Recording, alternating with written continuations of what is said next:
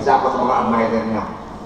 Kami na nag-usap ito, si Atty. Braganza, yung mga workers sa Matina, nag-usap-usap kami. Bakit? Tingnan ka natin ito, bakit hindi sinasama si Duterte sa survey?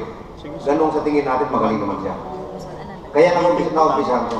And it is with the help of friends like si Bong Luis here, Dodong Arizola, Willie De Leon, Atty. Boy Braganza, at saka ibang workers pa ng mga barkada ko.